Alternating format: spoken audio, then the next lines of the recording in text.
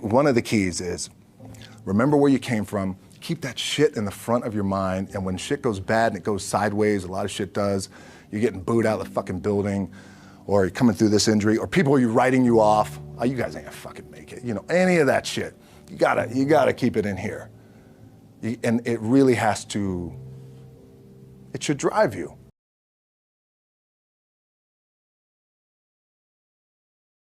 I feel like for me, it feels seamless because you prepared for so long, but it's just like you guys prepping for a game.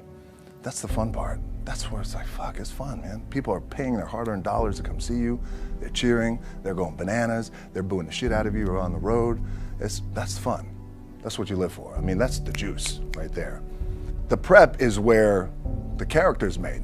And I just don't mean the character I play, I mean the character in here. So for me, the prep is getting with the director, getting with the producers, getting with the writers, so in essence, it's like getting with all your coaches and your different position coaches and all the meetings that you have to have, right? So that's the work you put in. The key for me was, where does it start? What's the anchor? What's the anchor? So I could have all these ambitions and you guys have all these ambitions, which is great.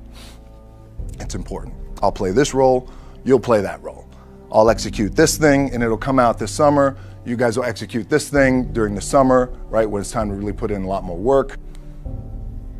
But the key with me is just always finding what the anchor is. And the fucking anchor is getting up at 4 o'clock in the morning every day before anybody else and grounding my thought process is in the no one will outwork me.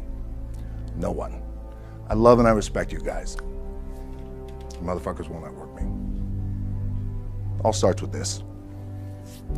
2 hands, putting it to work.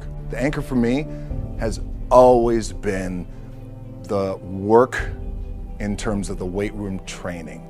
So when I first started wrestling, I was 6 years old, rolling on the mats with my dad. My old man, a lot of you guys won't know this. Yeah, Rocky Johnson. My old man was Rocky Johnson. He was the first black WWF at that time. First black WWE tag team champions with Tony Atlas back in 1983. My uncles were Wild Samoans. I come from a long line of pro wrestlers. But before the wrestling part happened, I was just in the gym putting in the work. At 6 years old, rolling around on the mats. And finally when I could touch weights at 13, that's what I was doing. But the weight part for me and the gym part has always been, has to be the anchor. Look, at the end of the day, like again, it's the kind of stuff that I talked about at top is I have to hold on to my dad in his pickup truck came down 4 o'clock in the morning, picked me up in Miami from Tampa. We lived in a little shitty apartment in Tampa. He drove down in his little pickup truck to Miami to get me when I was cut from the CFL. I was driving up I-75. I don't know if you guys are from Florida, any of you guys, if you know, I-75 is like, especially down in Florida, Alligator Alley. I'll never forget it. It's 4 o'clock in the morning.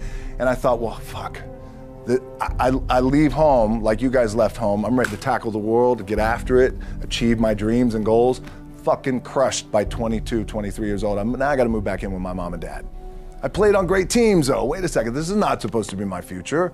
I'm supposed to be in the NFL right now. I'm supposed to be making a lot of coin and buying my parents shit, buying me shit, taking care of my wife, but it never happened. So I pulled out my wallet, I thought, well, let me see how much money I have. I opened it up, I had a 5, a 1, and change. I'm not fucking around, and well, at least I rounded up to $7. But I thought, God, ain't this a bitch? I got $7 in my pocket. Where the fuck do I go now? What do I do? I can't go back to CFL, because the point comes where you hear that voice, the big run's over. Like, you're done, right? So I heard that voice.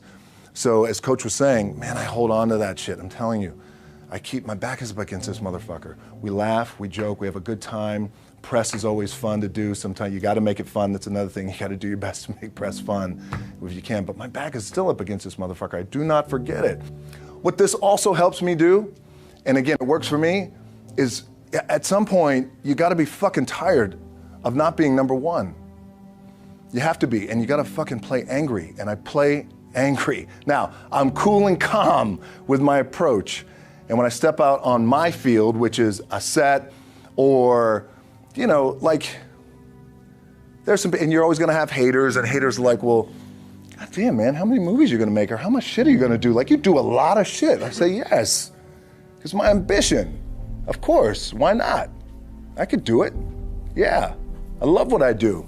And not only that, but in what world do we not work every day? It doesn't mean, it's just like you guys in the off season. You gotta work every fucking day. It doesn't end. My back is up against this thing, you know, and I started to play angry, by the way, and I still play angry.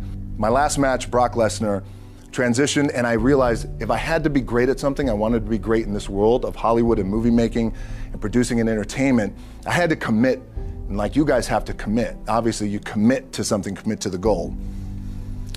So I quietly retired. 2 years later, I thought, what the fuck did I do with my career? Because my movies were not doing well.